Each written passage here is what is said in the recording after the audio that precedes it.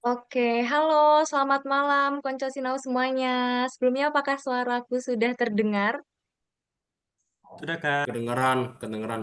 Sudah Kak. Oke, terdengar. Oke, mungkin langsung kita mulai aja karena waktu juga sudah menunjukkan pukul 7 lebih ya Konco Sinau semuanya.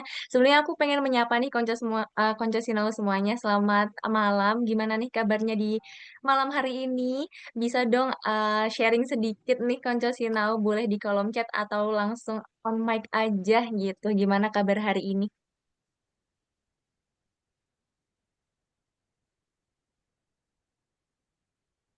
Nah, Oke, semoga baik. Alhamdulillah. Oke, Baik Kak. baik. Oke, semoga semuanya dalam keadaan baik, sehat, dan tetap semangat ya, Konco Sinau semuanya. Oke, kalau kadang memang jalan buat belajar dunia IT tuh ada di mana aja gitu ya Konco Sinau. Salah satunya itu lewat webinar kita juga di malam hari ini gitu. Jadi buat Konco Sinau yang lagi belajar buat proses ke dunia IT ini adalah salah satu webinar yang cocok juga buat Konco Sinau semuanya gitu.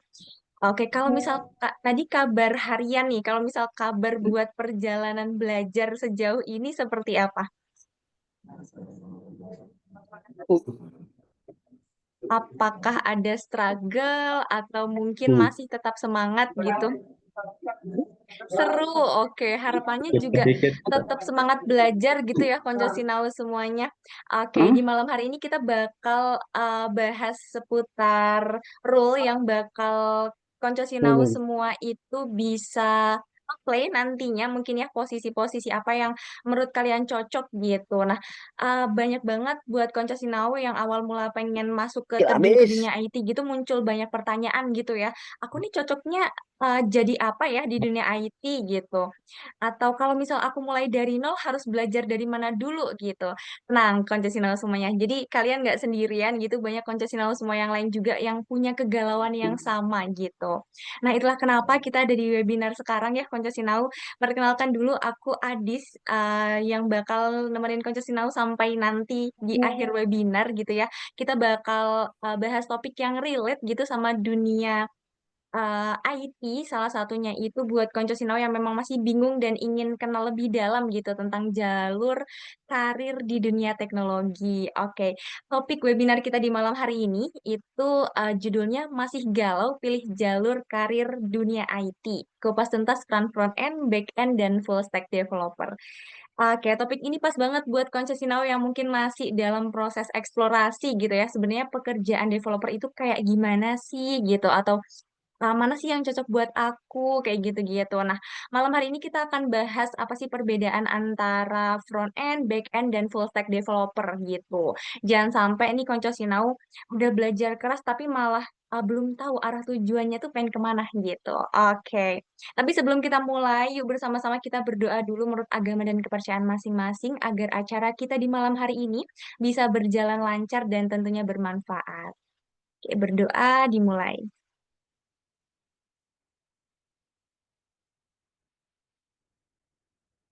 Berdoa selesai. Oke, buat konsesional yang mungkin bisa on cam, yuk bisa dinyalakan kameranya dan diaktifkan juga virtual backgroundnya dari tim Sinau Coding biar suasana kita di malam hari ini gitu ya makin rame dan semangat tentunya. Oke, selamat bergabung kami ucapkan kepada Mas Fauzan Nukman selaku CEO Sinau Coding Academy, Mas Biki Reza selaku Chief of Marketing Officer Sinau Coding Academy, Kak Nadia Lovely selaku narasumber kita di malam hari ini, seluruh tim dari Sinau Coding yang sudah mendukung acara di malam hari ini juga. Kemudian tentu saja selamat datang kepada seluruh peserta webinar Sinau Coding yang luar biasa. Oke, sebelum masuk ke sesi materi, Konco Sinau boleh nih absen dulu ya, karena kita nanti buat klaim sertifikat itu hanya ditujukan kepada Konco Sinau yang mengisi link presensi gitu. Untuk tim Sinau Coding boleh minta dikirimkan dulu link presensinya, nanti akan kami bantu kirim di kolom chat ya, Konco Sinau. Jadi kalau misal nanti tim Sinau Coding sudah mengirimkan linknya, boleh disimpan dulu dan diisi nanti mungkin di pertengahan sesi webinar itu bisa banget gitu. Oke, mungkin kita langsung mulai aja acara kita di malam hari ini. Aja, sekarang waktunya buat kita dengarkan pemaparan dari Kanadia malam hari ini tentang perbedaan jalur karir front end, back end, dan full stack developer gitu ya, Kak. Untuk Kanadia, waktu dan layar dipersilakan. Oke, share screen dulu.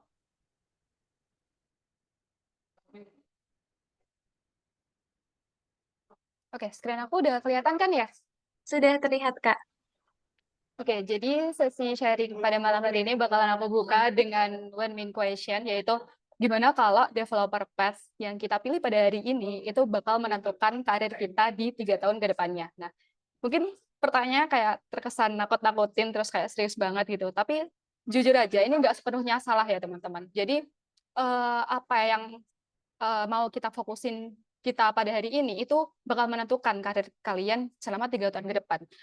Dan mungkin dari kalian yang baru mulai belajar coding itu mengalami beberapa struggle, dilema, ataupun keresahan kayak pertanyaan-pertanyaan yang muncul di slides aku kayak gimana sih cara nentuin aku tuh cocok di front end atau back end, terus bisa nggak kalau tiba-tiba di tengah-tengah aku switch karir gitu. Terus emang kalau jadi front end harus jago desain, harus jago UI UX gitu ya. Nah sebenarnya semua pertanyaan ini itu valid teman-teman, apalagi buat kalian yang belajar ngodingnya itu sendirian gitu. Nah jadi pada hari ini nggak apa-apa kalian emang bingung, itu karena kalian lagi sedang berproses untuk belajar. Dan maka dari itu, hari ini aku bakalan bahas beberapa hal yang aku harap aku tahu sebelum aku tuh nentuin mau fokus di bidang mana. Oke, sebagai konteks dan sebelum masuk lebih jauh, kenalin nama aku Nadia Lovely. Iya, ada Lovely-nya, itu bukan nama panggung, bukan aku nggak ganti nama, emang kemudian dari mama aku. Dan sekarang aku lagi jadi IT Dev Manager di Raya Asa, salah satu platform mencari beasiswa yang merupakan produk anak ITS. Terus aku juga lagi jadi front end developer di Bitayu, salah satu software di Surabaya. Dan kemudian ini juga ada beberapa pengalaman aku selama aku masuk ke dunia programming. Nah, sebenarnya aku tuh masuk ke dunia programming itu dimulai dari tahun 2020, sekitar COVID. Cukup lama karena aku SMK-nya itu jurusan Software Engineering atau RPL. Dan bisa dibilang, aku cukup berani bilang kalau karir profesional aku baru dimulai ketika di tahun pertengahan 2022, waktu itu setelah lulus SMK, aku magang jadi mobile developer, kemudian pernah juga kerja jadi freelance, part-time juga pernah, terus bantu-bantu volunteer di kepanitiaan kampus aku, jadi front end, terus pernah jadi mentor kampus Merdeka juga, jadi Revoyu waktu itu tahun lalu, terus belakangan ini lagi fokus buat jadi IT Dev Manager, sama sempat juga jadi project manager. Nah oke, lanjut aja. Nah, dulu aku tuh waktu awal belajar itu banyak banget asumsi, banyak banget miskonsepsi, dan seandainya kalau misalnya aku tahu sebenarnya ini tuh salah loh, sebenarnya ini tuh nggak sepenuhnya benar loh, aku bakalan lebih siap gitu buat ngehadapin role mana yang mau aku fokusin gitu.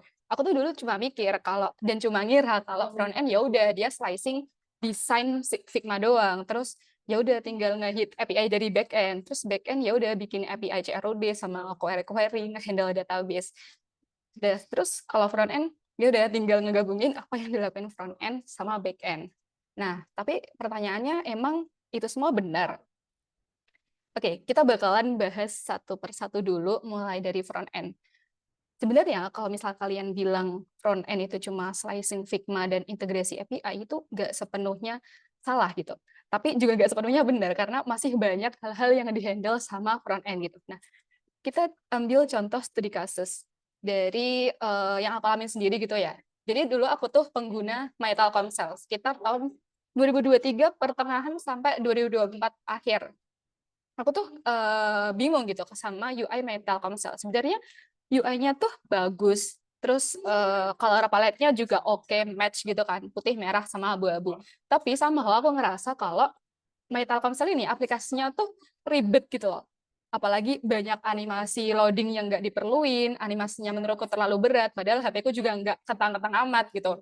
Terus aku tuh mau ngakses informasi yang jelas, itu alurnya kadang beda-beda gitu, dan dia tuh cepet banget update-nya, kayak sebulan sekali kadang mereka tuh udah update aplikasi lagi, temanya ganti lagi.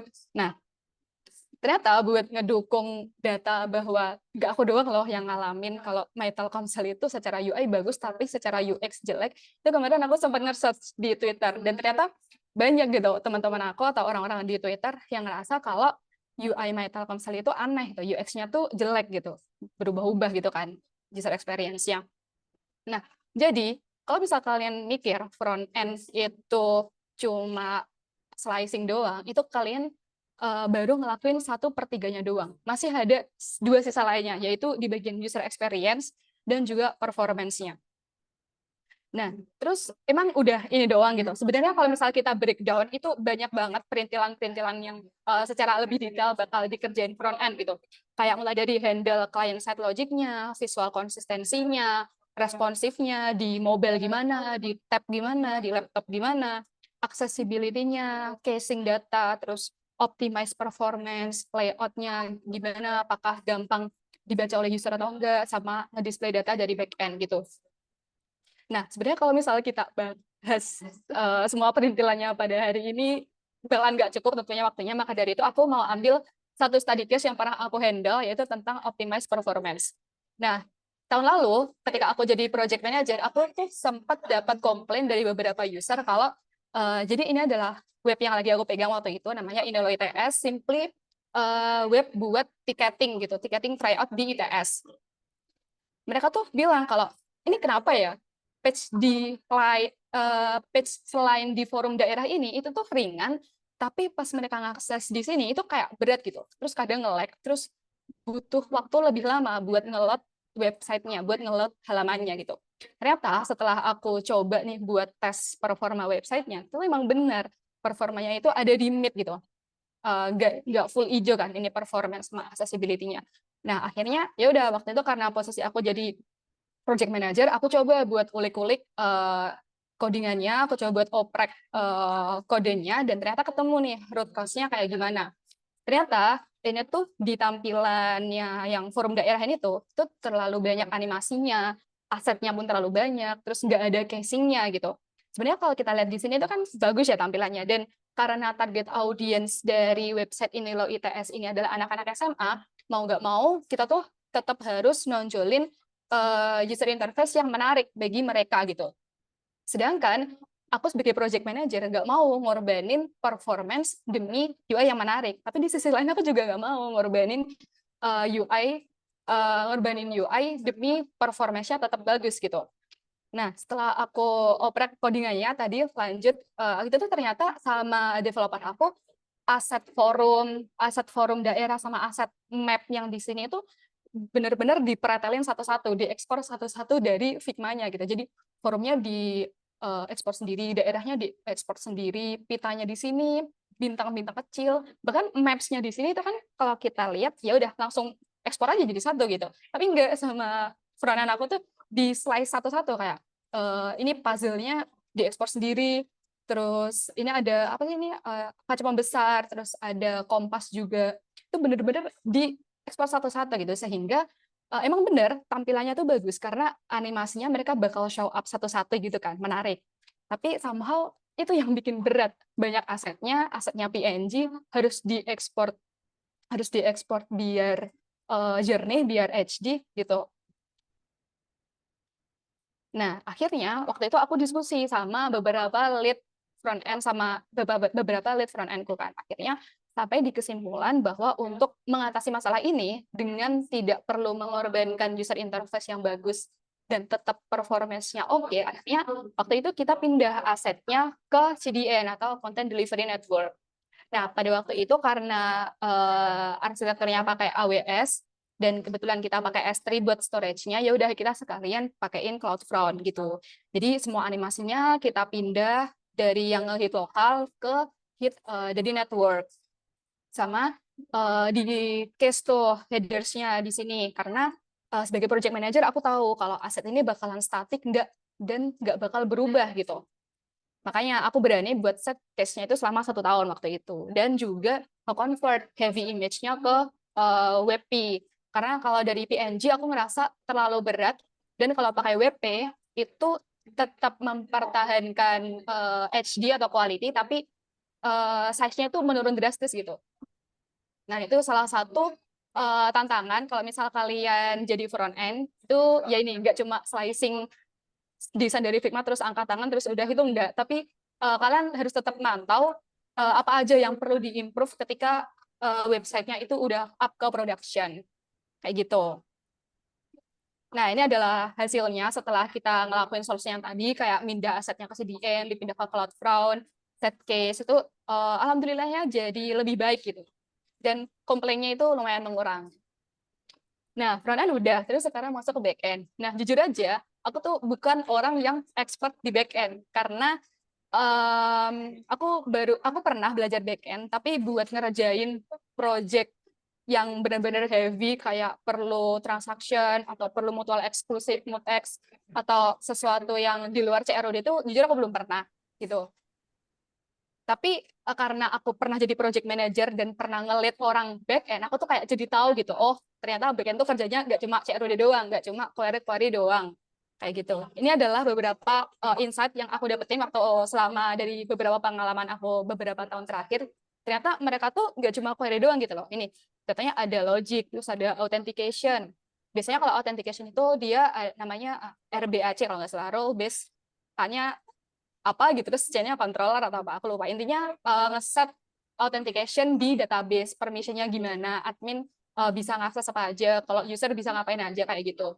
Terus integration, API, sama performance. Nah, ini kalau misalnya kita breakdown bakalan banyak lagi, contohnya optimizing query, tracing, gimana caranya nanganin risk condition, terus integration ini contohnya integration ke third party, misal website kalian ada pembayarannya, berarti kan harus ada payment integration, ada konkurensi, reporting analitik, dan masih banyak lagi gitu. Nah, buat study case backend aku bakal bahas 2, yaitu yang dulu itu ini sering diremehin gitu, yaitu adanya SQL injection. Nah, kalau kita lihat dari form login di sini itu sebenarnya normal aja kan. Ya udah ada email, ada password, terus ada button login. Terus di backend-nya kalau mau login, logiknya gini, select bintang from users where email and password. Password diambil dari field-nya password gitu. Tapi kalau misal ada user yang nakal dan iseng-iseng nyoba dengan ngasih backtick sama dash. Kalau misalnya di SQL kan ini artinya bakal nge-comment sintaks setelahnya kan. Nah, itu yang terjadi adalah mereka user bisa aja masuk tanpa password dan mereka jadi admin gitu. Nah, ini kan bahaya banget. If I'm not mistaken ya, kejadian ini tuh marak di sekitar 2017-an pas PHP lagi dipakai jadi backend gitu. Tuh banyak orang yang nggak aware soal terjadinya SQL injection. Nah, terus tapi kan sekarang udah ada ORM gitu yang bantu kita nge-sanitize user input. Tapi menurut aku ORM itu nggak selalu cukup gitu. Kita tuh nggak bisa selalu ngandelin ORM gitu. Apalagi apalagi kalau mungkin untuk salsa bisa di mute dulu.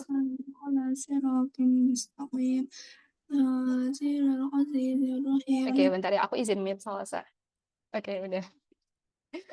Nah, kita tadi sampai, kita tuh nggak bisa selalu 100% ngandelin ORM, apalagi kalau misal kita oke lah pakai ORM, tapi sintaks query-nya itu tetap kita tulis sebagai string gitu. Kita nggak pakai built-in function-nya gitu. Itu tetap ada kemungkinan terjadinya SQL injection. Nah, jadi hal ini bisa di-prevent, bisa dicegah dengan pakai parameter query, terus nge-limit DB permission, atau dari front end-nya nih ngebantu dengan nerapin skema validator pakai Zoot gitu. Nah, terus ini sedikit yang kedua yang aku alamin waktu itu. Tadi kan aku bilang kalau aku pernah handle website yang desain ini nih. Nah yang ini tuh di tahun lalu kan, ini tuh event tahunan ITS gitu. Nah, di tahun lalu aku tuh juga join jadi IT developer-nya. Waktu itu aku masih jadi staff front end-nya kan.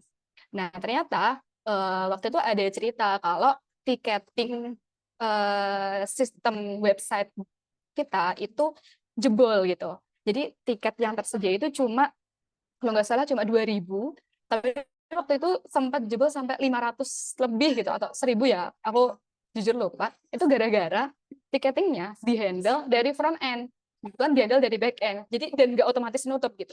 Jadi biar orang-orang berhenti buat beli tiketnya, itu dengan nge-comment kode front end, terus di-push ke production, kayak gitu. Nah, padahal harusnya hal-hal ini tuh bisa diotomasi pakai back end. Nah, akhirnya karena tahun depannya, which is tahun kemarin, itu aku jadi project manajernya, aku diwanti-wanti sama top manajemennya, kayak tolong ya buat tahun ini jangan sampai kejadian lagi kayak tahun lalu. Dan akhirnya aku diskusi sama wakil aku kan. Akhirnya waktu itu kita sepakat pakai yang namanya mutual eksklusif. Sebenarnya ini mirip dengan konsep transaction ya, kalau misalnya kalian pernah belajar. Kalau transaction kan kita nge-lock suatu user ketika ngakses database gitu.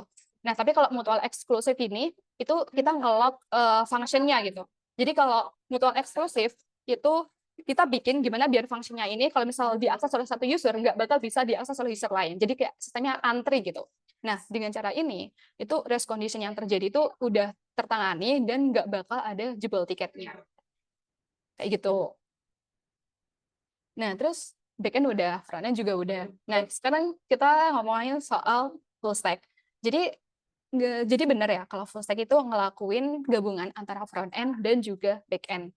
Tapi ada satu notes yang perlu teman-teman ketahui, kalau full stack itu nggak berarti harus master of everything gitu. Kalian harus jago di semuanya. Biasanya kalau full stack itu setahu aku dia either front end heavy atau back end heavy. Nah, bisa dibilang saat ini full stack aku tuh termasuk front end heavy karena aku startnya dari front end kan.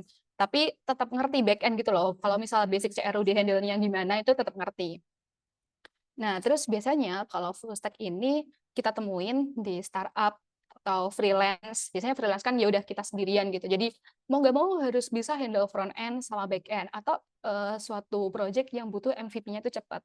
Jadi biasanya kalian harus jadi full stack di antara tiga kondisi ini. Nah, kita udah bahas soal apa aja yang sebenarnya dikerjain oleh front end, back end, sama full stack ketika di real project. Sekarang kita bahas soal karir growth path-nya. Jadi biasanya kalau di Indonesia, nggak cuma di Indonesia sih, tapi di luar juga biasanya dibedain jadi 3 level, itu entry, middle, sama senior. Nah, ini nggak bakal aku baca semuanya, langsung aku skip ke kesimpulan aja bahwa kalau misalnya entry, kalian itu lebih ke belajar gimana caranya make exist, learn how to make things work gitu. Jadi ya udah kalian bikin terus udah lepas tangan gitu. Nah, tapi kalau misalnya kalian udah masuk ke middle, kalian tuh harus mikirin dari segi performanya juga. Ini kalau di-hit lama atau enggak, ini kalau diakses di HP kentang, websitenya nge-lag atau enggak, ini kalau internetnya lemot bakal kayak gimana. Jadi nge-improve sesuatu yang udah dibikin oleh junior atau entry level gitu. Nah, kalau senior itu lebih ke arah manajerial juga. Jadi selain fokus ke hal-hal teknikal, tapi juga ada arah ke manajerial gitu. Jadi kalian itu lebih ke decision making, produk ini tuh mau dibawa kemana gitu. Nah, contohnya kalau misalnya senior di sini dia mulai nge-lead timnya, mungkin dari front end, back end, dan juga full stack.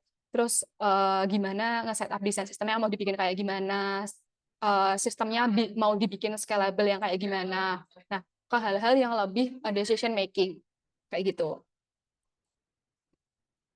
Nah, terus ini adalah the bitter truth-nya, sisi gelapnya jadi programmer. Sebenarnya aku ini bitter truth-nya nggak cuma ketika kalian jadi front end, nggak cuma ketika kalian jadi back end, atau nggak cuma jadi ketika kalian jadi full stack ya. Jadi ini lebih ke common thing saja ketika kalian udah masuk ke programmer atau ketika kalian udah masuk ke field ngoding, itu kalian bakal ngalamin hal-hal kayak gini gitu. Nah, yang pertama itu ada imposter syndrome. Mungkin kalian ngerasa kalau oke, kalian udah belajar sampai A, B, C, D, kalian udah berani ambil project sampai sampai di level yang mid atau advance gitu. Tapi somehow ketika kalian nemu bug baru, kalian terus atau kalian ngerasa stuck, kalian tuh ngerasa kalau ini emang aku beneran bisa ya di programmer, atau emang aku lucky aja selama ini, emang aku pantas ya buat ada di posisi ini. Nah, biasanya banyak dari teman-teman aku yang programmer itu ngalamin imposter syndrome ini. Terus yang kedua itu adalah ethical dilemmas. Nah, kalau ethical dilemmas ini lebih ke hal-hal yang membuat kita merasa untuk melakukan pelanggaran secara norma atau adat gitu. Nah, aku pernah punya contoh. Jadi temen aku dia itu UI UX, dia kerja di company luar kan. Nah, dia udah tanda tangan tuh, udah ada hitam di atas putihnya. Nah, terus tugas pertamanya dia itu adalah membuat UI aplikasi dating tapi untuk orang-orang yang LGBT gitu. Nah, sebenarnya hal ini rada kurang sesuai kan dengan norma adat ketimuran Indonesia, dan dia pun juga ngerasa kalau kayaknya ini ada yang salah deh dengan company ini. Nah, tapi dia udah tanda tangan gitu, udah terlanjur ada kontrak profesional, nggak mungkin kan nggak dikerjain. Nah, itu salah satu ethical dilemmas yang dialamin sama teman-teman mungkin yang terjun ke dunia programmer, atau mungkin kalian nyadar nih sebenarnya di sistem kita tuh ada celah security-nya, tapi karena dipaksa deadline-nya mepet, jadi kalian mengabaikan hal tersebut. Atau mungkin kalian bikin fitur yang ternyata itu melanggar privasi pengguna. Tapi karena ya udah ini tuntutan dari atas gitu, kalian nggak bisa ngapa-ngapain sebagai junior. Nah, itu adalah contoh ketika kalian kena ethical dilemmas. Jadi nggak sesuai dengan hati nurani kalian, nggak sesuai dengan visi kalian kayak gitu. Nah, terus yang ketiga itu ada burnout. Ini lebih ke common things yang dialamin, mungkin nggak cuma di programmer ya, tapi kalau aku ngelihat dunia programmer itu fast-paced banget.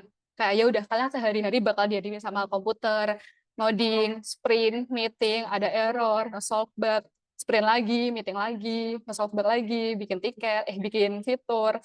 Nah, biasanya hal-hal yang kejadian sama programmer itu kan hal-hal yang statis ya, dan kejadian terus-menerus.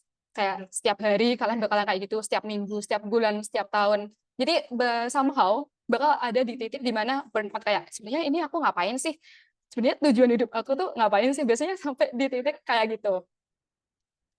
Nah, terus yang keempat itu ada job insecurity. Oke, buat job insecurity ini menurut aku tambah marak ketika AI mulai ada ya. Kayak mungkin banyak orang-orang yang ngomong kalau programmer akan digantikan oleh AI, apalagi sekarang tuh udah banyak ChatGPT atau Claude yang bisa yang memiliki kemungkinan besar untuk take over pekerjaan developer. Terus oh ya, sebenarnya job insecurity ini nggak cuma dialamin programmer, teman-teman. Sebenarnya job insecurity ini udah ada sejak dulu dan di field kerjaan apapun gitu. Cuma lebih di highlight aja karena adanya perkembangan AI saat ini kayak gitu.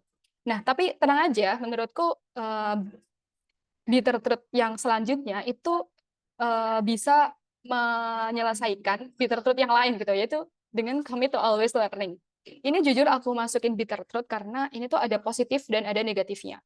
Positifnya, kalau kalian misal selalu komit buat selalu belajar, selalu keep up dengan teknologi yang ada, kalian tuh nggak bakal ketinggalan kan, dan kalian ya udah, oh aku ngerti kok tentang AI dan ini nggak bakalan, dan kalian tuh sama menemukan celah gimana caranya biar kalian tetap bisa survive gitu di era yang job insecurity programmer itu makin tinggi gitu.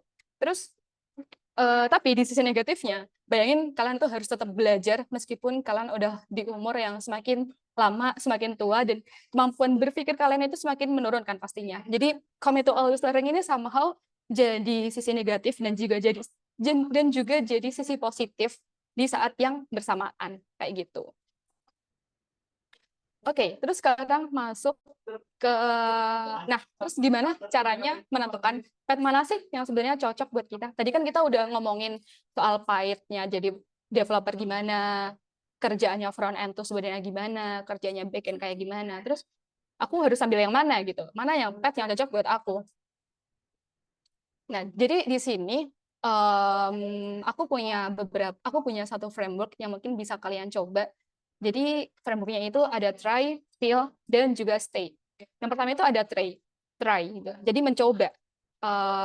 Kalian tentuin satu specific role yang mau kalian explore. Terus kalian coba, nggak harus sampai jago. Misal sampai bikin mini project aja. Jadi kalau misal kalian, oke, aku mau mulai belajar dari front end dulu. Ya udah, build landing page sederhana gitu. Terus atau kalian mau mulai dari back end, ya udah coba bikin API sederhana gitu. Nah, saran aku jangan langsung coba keduanya secara bersamaan. Kenapa? Karena kalau misal kalian coba keduanya secara bersamaan, kalian tuh bakalan susah nge-trace-nya. Kalian itu nyaman di front end atau nyaman di back end, dan progres kalian itu bakalan kerasa lambat gitu kan. Oke lah, kalian dalam sekali coba langsung tahu front end kayak gimana, back end kayak gimana. Tapi somehow kalian lebih bakalan cepat burn out gitu. Jadi saran aku coba satu dulu, it's either front end atau back end. Nah, setelah dicoba, kalian coba buat evaluasi diri sendiri. Emang aku enjoy nggak sih belajar front end? Aku enjoy nggak belajar back end? Kalau pas ada error, aku ngerasa lebih tertantang nggak buat nguliknya? Atau aku justru semakin males ya kok lama-lama di front end ini? Nah, jadi pertanyaan-pertanyaan itu kalian ajuin ke diri kalian sendiri dan kalian jawab jujur gitu. Karena dari kejujuran itu, kalian bakalan nemuin satu clue di mana kalian bakalan bisa oke, aku klik di front end, oke, aku klik di back end, kayak gitu. Nah, terus kalau misal kalian udah nemuin satu yang klik, ya udah stay di situ aja. Build your expertise from what truly fits you. Kalau misal udah klik di back end, ya udah coba bangun karir profesional di situ. Jangan udah tahu klik di back end, jangan nyobain karir yang lain karena nanti kalian nggak bakalan kelar gitu nyari path yang cocok buat kalian. Kalau misal kalian udah stick di front end, ya udah kalian bikin project di front end, kalian perbagus CV kalian biar semakin paham front end, kalian apply kerjanya di front end, build karirnya dari situ jadi junior front end, intern di front end, dan nanti semakin lama kalian bakal semakin expert di front end kayak gitu. Nah, terus ini biasanya diskursus yang sering ada di Twitter. Biasanya ada 2 tim ini, writing back end is easier than front end. Enggak kok, front end itu lebih mudah dari back end. Padahal kenyataannya perdebatan ini tuh menurutku nggak berguna gitu. Karena ya semua pekerjaan ada plus minusnya masing-masing. Kalau misal kalian ngira back end cuma CRUD sama nge-query, sebenarnya juga enggak. Bayangin kalau ya apa yang terjadi di studi kesku tadi, yang kita kebobolan tiket itu terjadi di skala yang besar gitu. Kan juga chaos kan. Begitu juga dengan front end. Jangan merasa lebih superior hanya karena kalian melakukan desain website yang lebih akrobat gitu. Karena semuanya sama-sama penting dan sama-sama susah. Pasti punya plus minusnya masing-masing lah. Tinggal kalian aja, kalian tuh mau ngerasain susah yang kayak gimana. Kalian mau milih pusing yang kayak gimana. Nah, kayak gitu. Nah, terus misal nih, kalian udah cocok di satu role. Terus apalagi yang harus dilakuin gitu. Nah, menurutku ini ada satu konsep yang namanya T-shaped person. Kalau misal kalian udah ada yang tahu, kalian tuh sedang membangun vertical line-nya. Jadi ketika kalian milih satu expertise, kalian tuh sedang membangun depth-nya atau kedalamannya. Nah, kalian tuh ada di sini. Tapi karena tadi kan aku udah ngomong, kalau misal di mana-mana job insecurity itu sedang terjadi di pekerjaan apapun, nggak cuma AI. Kalian itu nggak cukup kalau misal fokus di satu role aja, fokus di satu expertise aja. Maka dari itu, kalian tuh harus nge-expand your reach. Jadi, kalau misal udah klik di back end, coba deh kalian belajar lagi tentang hal-hal di luar back end. Misalnya masih basic API understanding, terus belajar sistem desain, belajar cloud, infra, belajar arsitektur. Jadi biar kalian tuh bisa mengaplikasikan expertise kalian ke hal-hal yang lebih general gitu. Nah, dengan cara ini, menurutku kalian bakalan bisa secure job kalian gitu.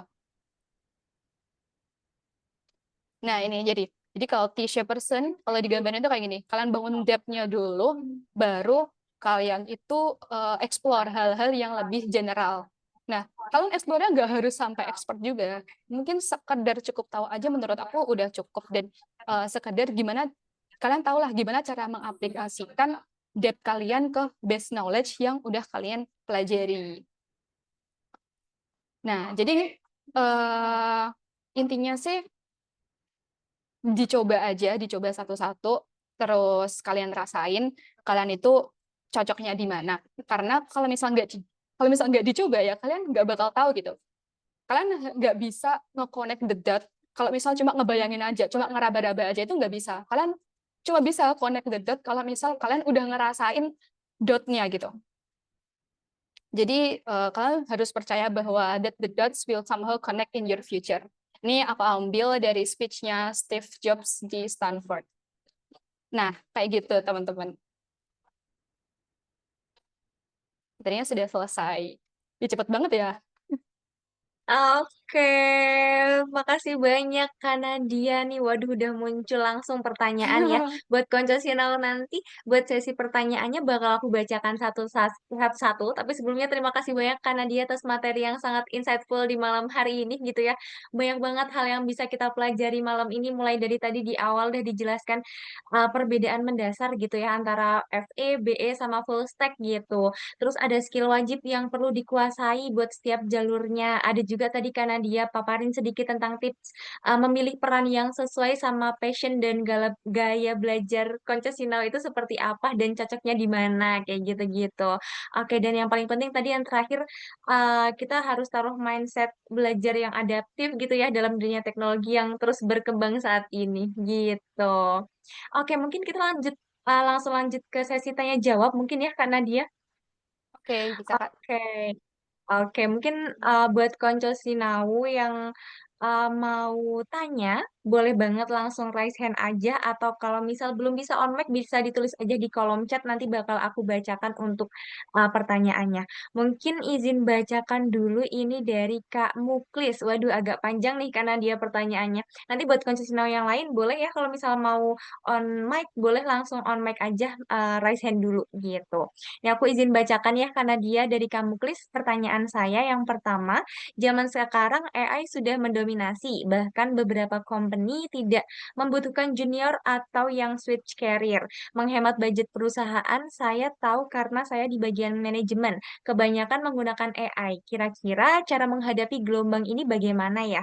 Walaupun sudah ada portofolio dan real project, tapi real project sudah tidak terlalu berimpact. Oke, mungkin aku lanjut ke pertanyaan kedua kali ya, Kak Nadia.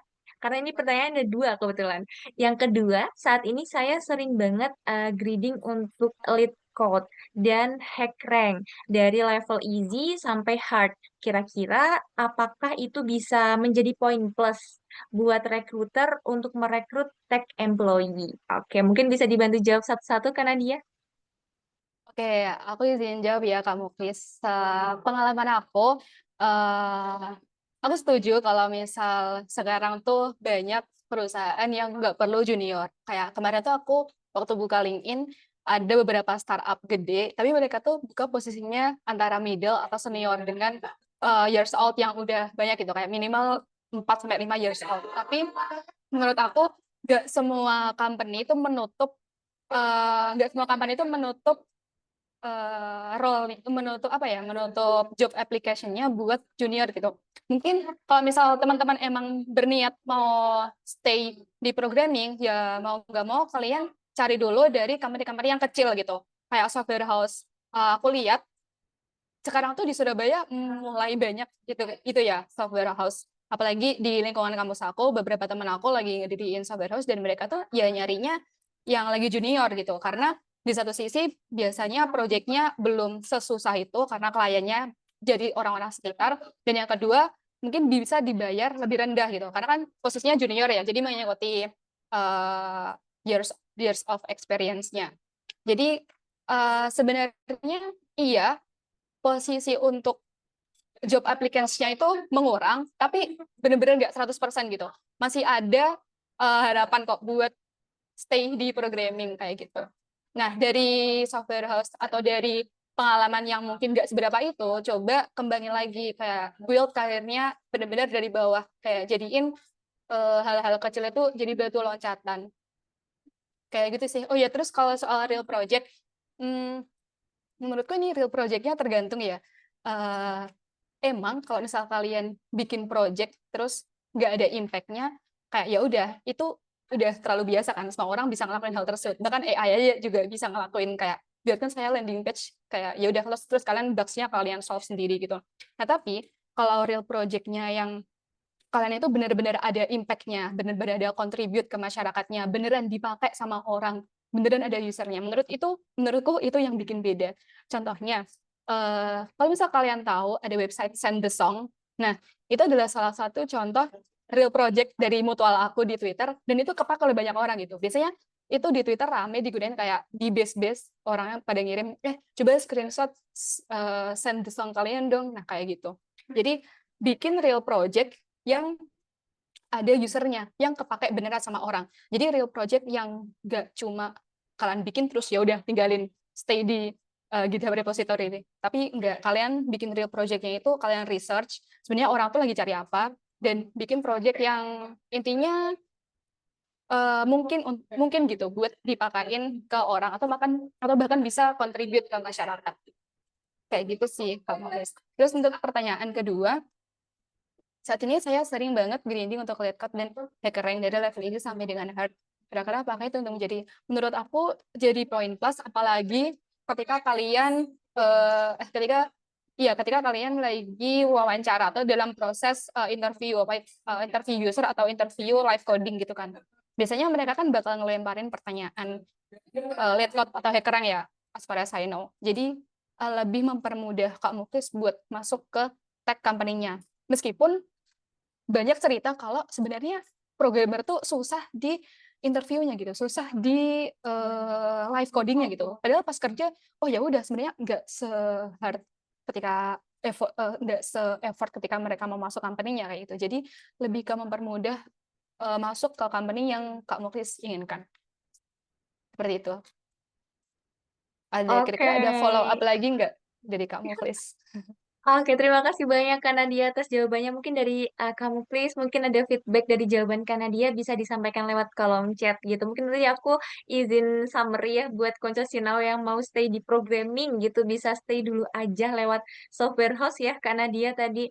Jadi nggak langsung ke perusahaan besar gitu. Jadi tetap stay di dunia programming, sama kita emang harus build karirnya emang dari awal banget gitu, dari bawah dulu aja buat ke atas sama kayak anak tangga gitu. Sama mungkin bisa bikin real project yang mungkin bisa kepake sama orang gitu, kepake sehari-hari, sama bisa contribute ke masyarakat, itu mungkin bisa lebih berguna nantinya gitu ya Kak Nadia, betul? Betul. Oke, mungkin kita bisa move ke pertanyaan selanjutnya nih Kak Nadia, ada di kolom chat itu dari Kak Ilham. Kak izin bertanya, untuk solusi dari ticketing event itu bagaimana ya Kak? Apakah scaling horizontal atau vertikal atau bahkan keduanya? Oke, mungkin bisa dibantu jawab Kak. Oke, jadi sebenarnya buat solusi mau scaling horizontal atau vertikal itu tergantung sama arsitektur desain kalian ya. Nah, kebetulan waktu itu kita tuh pengennya pakai full AWS dari servernya. Jadi nanti kita bisa scalingnya itu secara horizontal dengan memperbanyak server. Aku jujur belum expert banget soal di bagian DevOps. Aku lupa namanya apa. Pokoknya scalingnya itu dengan nambah server otomatis. Kalau misal server yang utama penuh, dia bakal nge-clone servernya yang satunya gitu. Nah, karena konsep yang kita ajuin itu enggak di ACC, jadi ya udah kita terpaksa pakai server dari ITS, terus kita cukup scaling vertikal aja. Jadi waktu itu aku request-nya, aku tindakan preventifnya dengan langsung minta spek yang langsung tinggi sih. Jadi biar nanti ketika webnya itu servernya udah nggak bisa nampung user lagi, ya udah kita nggak perlu aku nggak perlu lagi request aku nggak perlu lagi request ke admin server ITS buat scaling vertikal. Jadi aku langsung request ini bisa nggak Pak atau Bu langsung ditinggiin nih servernya, karena terus sambil disertain data juga sih, berdasarkan data tahun lalu tuh kalau servernya dengan spek segini itu sempat down-nya kayak gini gitu. Jadi tergantung mau vertikal atau horizontal, tergantung keadaannya gitu sih. Oke, mungkin dari Kak Ilham, apakah ada follow up question lagi? Boleh ditulis di kolom chat ya. Jadi mungkin bisa menyesuaikan keadaan sama problemnya tuh seperti apa nanti yang akan dipakai scaling horizontal atau vertikalnya gitu ya Kak Nadia. Betul. Oke, mungkin move lagi ya Kak. Ini ada dari Kak Vicky. Ada tanya di kolom chat. Oh ya, buat Konco Sinawi yang lagi nonton live stream di YouTube, ini ada beberapa pertanyaan yang barusan udah aku baca. Nanti mungkin aku izin bacakan ya, karena dia di akhir pertanyaan setelah kita jawab pertanyaan di room Zoom gitu. Oke, Oke. mungkin kita move lagi ke Kak Vicky. Izin tanya, Kak, saya ingin switch career graphic design ke front-end developer. Tapi saya masih bingung harus mulai dari mananya karena merasa sudah terlalu jauh ketinggalan. Jadi lebih baik itu harus belajar dari mana dulu ya, Kak, untuk front-end ini. Terima kasih. Oke, mungkin bisa dibantu jawab, Kak.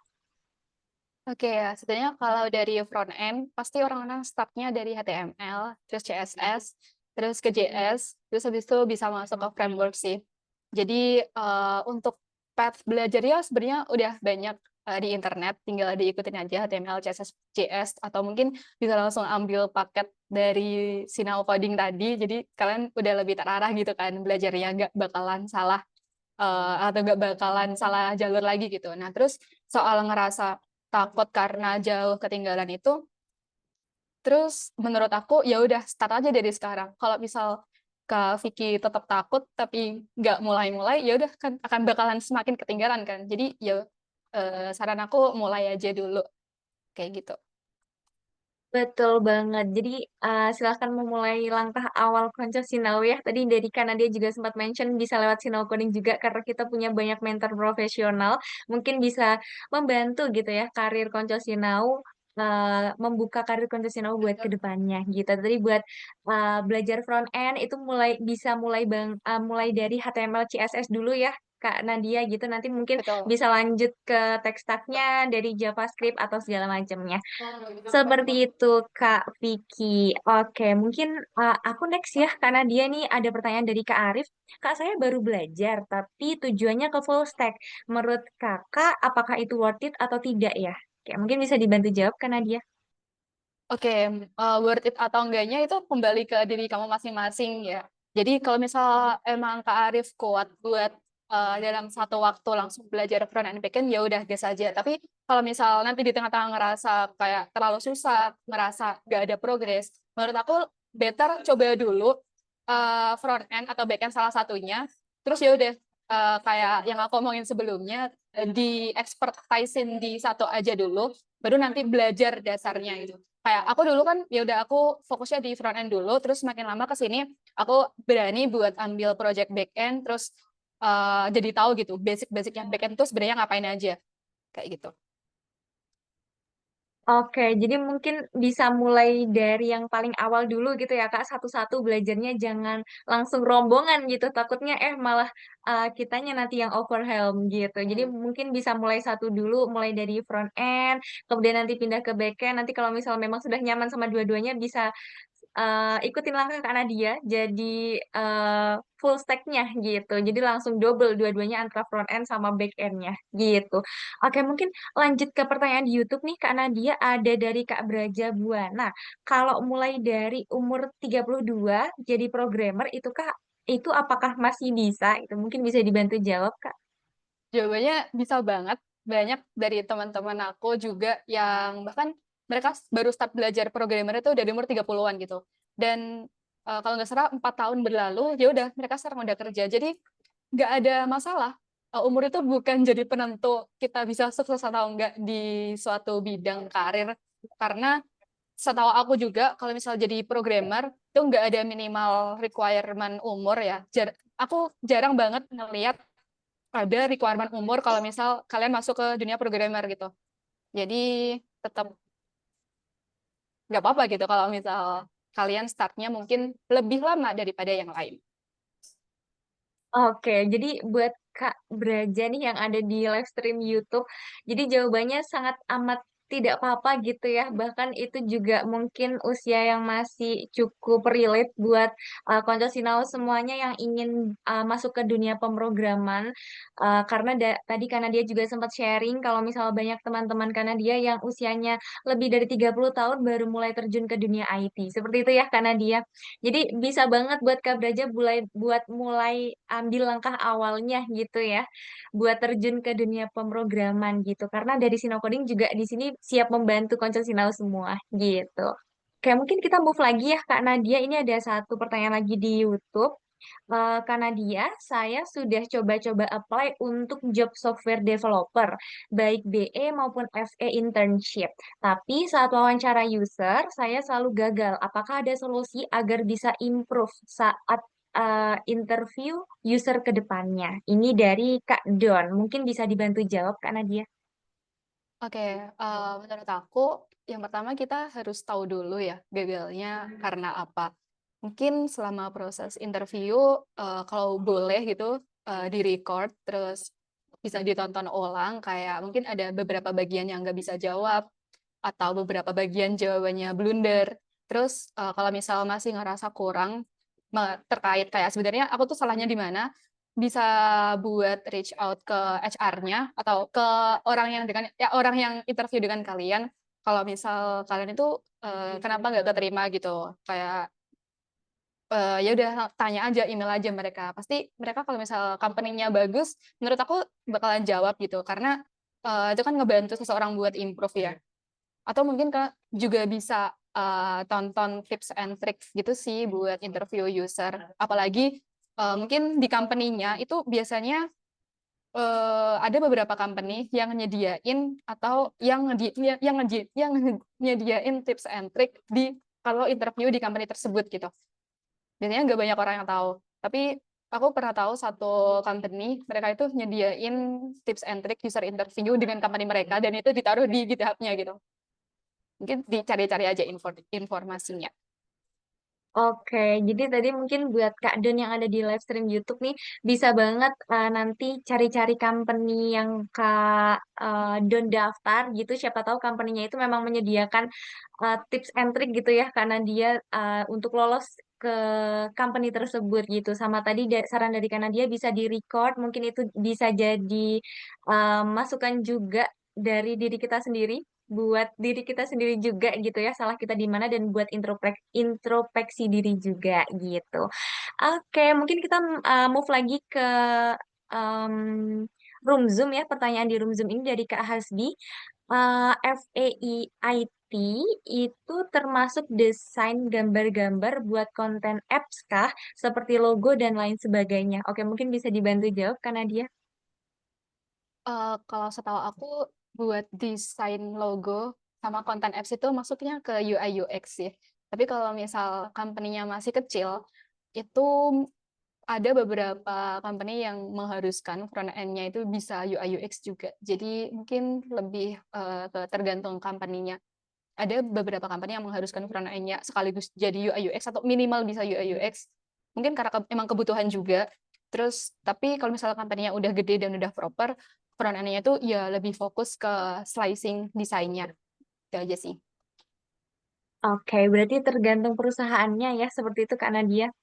Oke, mungkin kita move lagi ke Kak Fajar. Selama Kak Nadia di FE, kalau jadi FE apakah ada tuntutan untuk pixel perfect? Oke, mungkin bisa dibantu Oke. jawab Kak. Kalau selama ini aku belum pernah sih kalau misal tuntutan buat jadi pixel perfect, karena aku kan selama ini kerjanya di startup atau enggak gitu di software house yang mengharuskan kita harus deliver produknya dengan cepat ya. Jadi dan kita juga QA-nya baik kita sendiri, nggak ada role QA yang benar-benar, nggak ada orang yang benar-benar dispesialisasi buat nge-QA-in dengan nyobain dengan nge-inspect desain kita buat ini paddingnya 16 pixel di desain tapi di sini desainnya 20 pixel itu nggak ada. Kalaupun ada ya itu tadi lebih fokus ke functionality dari desainnya atau functionality dari website atau aplikasinya kayak gitu. Jadi belum pernah ada tuntutan untuk pixel perfect. Oke, semoga jawaban dari Kak Nadia membantu ya, Kak Fajar. Mungkin kita bisa move lagi nih, Kak Nadia, karena pertanyaannya ternyata lumayan banyak, karena mungkin Oke. topik kita sama materi dari Kak Nadia itu emang Konco Sinau ini pengen banyak tahu lagi gitu. Ini ada pertanyaan dari Kak Bi. Selamat malam Kak Nadia, makasih banyak insight-nya. Seorang developer tadi kan ada Bitterroot nih, bakal jadi long life learner juga ya. Boleh sharing nggak Kak cara belajar programming Kak Nadia gimana? Terus kalau belajar hal baru, beberapa hari kemudian lupa materi yang dipelajari kayak gitu normal nggak sih Kak? Gitu. Ada tips nggak biar materi yang dipelajari bisa nempel lama di otak? Oke, mungkin bisa dibantu jawab nih Kak. Oke, jadi as far as I know, biasanya kalau kita belajar itu ada informasi yang lagi kita pelajari itu tuh ada banyak tipenya. Mungkin ada tipenya yang textbook atau ada tipe yang prosedural. Nah, tipe yang kalau misalnya kita terjun ke programming itu tipenya lebih ke prosedural. Dan gimana caranya biar kita tetap ingat materi yang tipenya ini prosedural itu ya dengan repetition gitu. Mau nggak mau tiap hari harus grinding. Kayak sediain waktu minimal 1 jam atau minimal 1 jam gitu ya. Biar apa yang kalian pelajari kemarin itu tetap ingat gitu di hari berikutnya. Kayak gitu aja sih. Dan saran dari Kak Nadia seperti itu ya, Kak Bi mungkin nanti bisa dicontoh buat cara belajar Kak Nadia mungkin bisa cocok juga sama cara belajar Kak Bi ke depannya. Seperti itu. Oke, ini ada pertanyaan lanjutan nih dari Kak Abeng, Kak Nadia. Kak izin bertanya, lebih baik fokus ke JavaScript atau ke Python dulu ya untuk newbie yang ingin belajar bahasa pemrograman? Oke, mungkin bisa dibantu jawab, Kak. Sebenarnya ini balik lagi ke tujuan Kak Abeng sih, goals-nya mau kemana gitu. Kalau misal mau ke front end, menurut aku ya lebih worth buat belajar JavaScript. Tapi kalau misal goals-nya ada ke back end, atau terus nyentuh-nyentuh ke AI sama machine learning, itu bisa ke Python.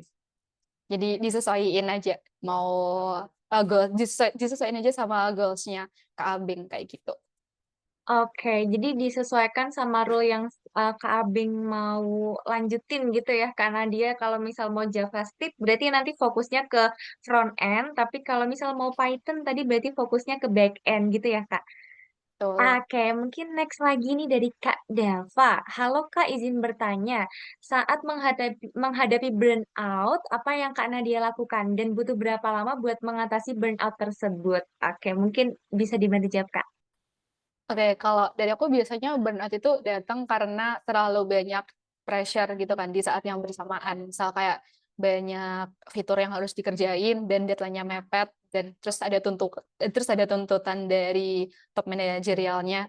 Jadi biasanya kalau misal kalian yang udah kerja mungkin bisa ambil cuti aja sih. Tapi kalau misalnya yang freelancer juga bisa di offin akun freelance-nya. Terus kalau misal aku sendiri burnout, aku basically ya udah tutup laptop aja, jangan sentuh codingan gitu. Karena percuma kalau misal kita burnout tapi kita paksain buat ngoding, itu progres kita kan bakalan lambat kan. Jadi better buat stop dulu, istirahat. Mungkin bisa jalan-jalan gitu karena programnya kan kalian jarang pergi keluar ya, mungkin touch some grass guys. Oke, jadi tadi saran dari Kak Nadia kalau misal udah burn out nih nggak usah dipaksakan gitu ya. Takutnya nanti malah overwhelm. Jadi mending tutup laptop dulu aja. Mungkin sambil ngopi atau nonton film gitu yang bisa bikin kita rileks baru lanjutin lagi ngodingnya gitu. Oke, mungkin ini ada pertanyaan terakhir nih di Zoom. Nanti sambil aku bacakan dulu pertanyaan di live stream YouTube ya, karena dia ini dari Kak Enin. Kak, kalau front end untuk memperbagus CEO, ada saran nggak ya? Kayak mungkin bisa dibantu jawab, Kak. Oke, jujur kalau soal SEO-an aku belum begitu expert gitu ya. Karena biasanya kalau aku ngoding front end, aku ngodingnya pakai Next.js dan di Next.js itu kan udah ada built-in SEO-nya. Ya udah tinggal aku isi aja sesuai template-nya. Mungkin teman-teman di sini kalau misal ada insight baru soal per SEO-an ini di front end bisa di-sharing juga di kolom chat.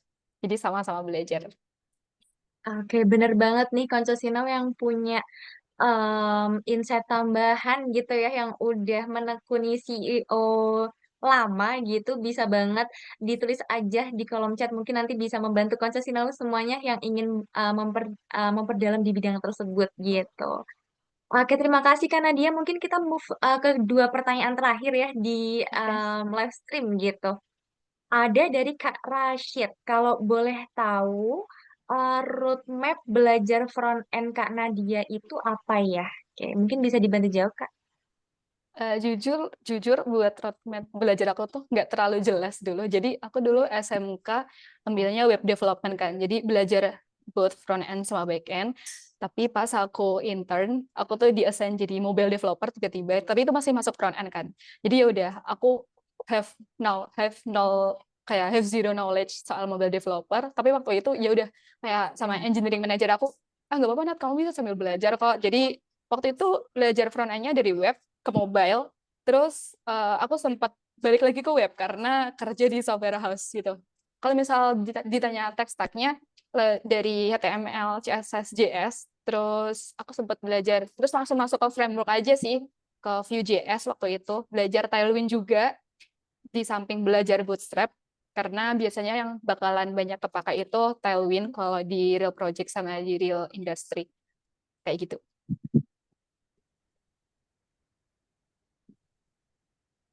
Kak bisa membantu nih, bisa menjawab Kak Rashid yang ada di live stream gitu ya. Semoga masih nonton juga. Mungkin kita move ke pertanyaan terakhir ini Kak dari Kak Halim Al-Aziz.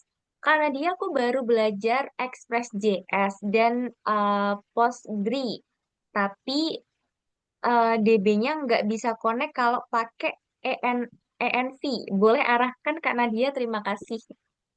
Sorry ya Kak, kalau misal aku nggak paham bahasa Gak pemrograman apa-apa. ini karena emang aku bukan dari orang IT. Mungkin bisa dibantu jawab Kak Nadia.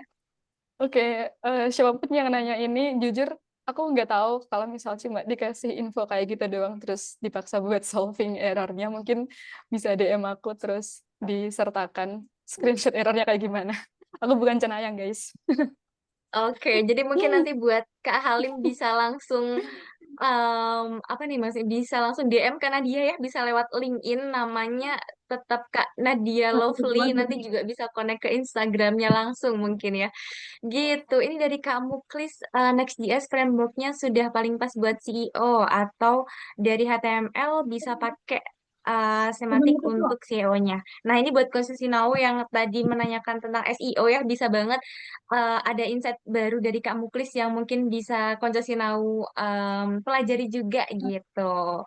Terima kasih banyak Kak Muklis, terima kasih banyak juga kepada Kak Nadia dan Konco Sinau semuanya yang sudah meramaikan sesi tanya jawab Q&A di malam hari ini gitu ya. Makasih banyak Kak Nadia atas jawaban yang super insightful. Semoga makin banyak juga Sinau yang yakin buat pilih jalur karir IT mereka yang sesuai itu nantinya di bidang apa gitu. Buat pertanyaan Sinau yang mungkin terlewat atau belum sempat terjawab, jangan khawatir karena nanti kita juga akan banyak next webinar lagi dari Sinau Coding. Jadi mungkin bisa dipantau terus aja update-nya di Instagram @sinau_coding ya Sinau, karena biasanya kita bisa update konten tentang webinar atau program lainnya gitu lewat Instagram Sinau Coding itu sendiri gitu. Jadi bisa konco Sinau yang belum follow boleh di-follow dulu aja. Seperti itu konco Sinau semuanya.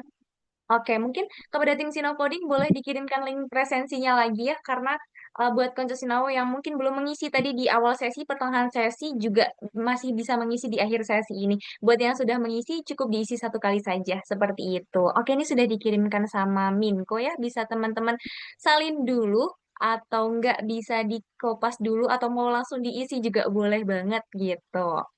Oke, buat konco sinau semuanya, aku ingetin sekali lagi buat yang pengen serius gitu ya, buat belajar ngoding tapi masih bingung, mulainya dari mana sih gitu. Tadi juga ada pertanyaan dari konco sinau, em, pengen mulai tapi kayak masih bingung gitu, mulainya mau dari mana gitu, bisa banget ya konco sinau nanti.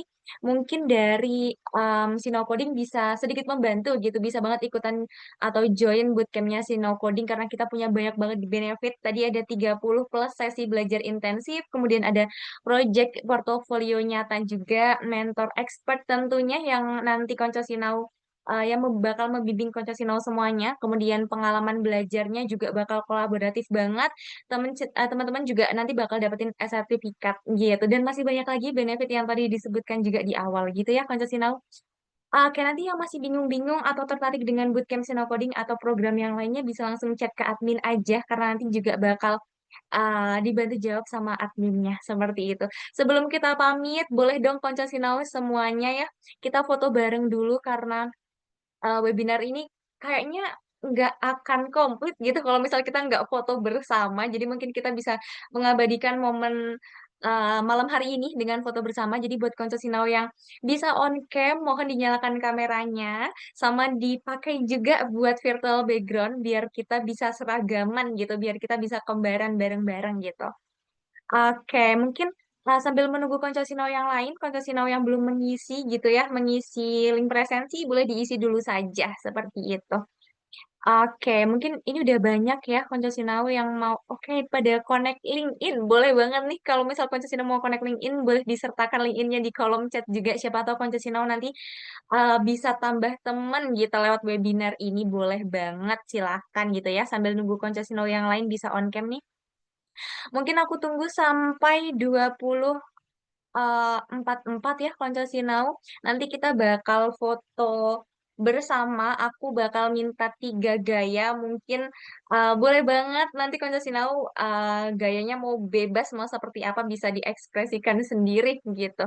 Oke, sama Mbak Vio nih. Apakah Mbak Vio sudah standby di room? Sudah, Mbak. Oke, mungkin kita bisa langsung foto bareng ya konco Sinau semuanya. Oke, untuk konco Sinau yang bisa on cam langsung dinyalakan saja kameranya. Aku izin hitung mundur ya konco Sinau semua.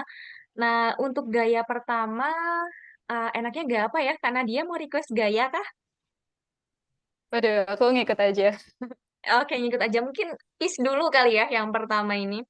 Oke, aku hitung mundur ya konco Sinau semuanya. 3, 2, 1. Oke, gaya kedua mungkin kita bisa minta dari Kak Nadia. Mau gaya apa nih Kak Nadia? Bebas. Apa ya, waduh, gini aja deh, Sinta Coding. Oke, gini ya Konco Sinau. Syntax coding. Oke, aku hitung mundur ya Konco Sinau semuanya. 3, 2, 1. Oke, mungkin gaya selanjutnya, gaya terakhir kita bebas aja Konco Sinau mau gaya seperti apa. Bebas ya, aku hitung mundur nih Konco Sinau. Oke, 3, 2, 1. Oke, terima kasih banyak Konco Sinau semuanya atas antusias dan kehadirannya di malam hari ini gitu ya. Semoga webinar ini bisa jadi langkah awal buat Konco Sinau menapaki karir gitu, karir yang cerah di dunia teknologi terutama IT gitu. Oke, kami dari tim Seno Coding memohon maaf juga atas kekurangan selama acara berlangsung gitu. Terima kasih banyak juga kepada Kak Nadia sudah mau berkenan menjadi speaker kita di malam hari ini gitu ya. Semoga nggak kapok ke depannya buat kerja sama lagi gitu. Oke, mungkin seperti itu dulu saja buat webinar kita di malam hari ini. Sampai jumpa di webinar Sinau Coding selanjutnya ya, konco Sinau semuanya. Tetap semangat juga buat belajar ngodingnya gitu. That's all everyone. Thank you. Teman-teman semuanya boleh leave. Terima kasih Kak Nadia. Thank you, Kak.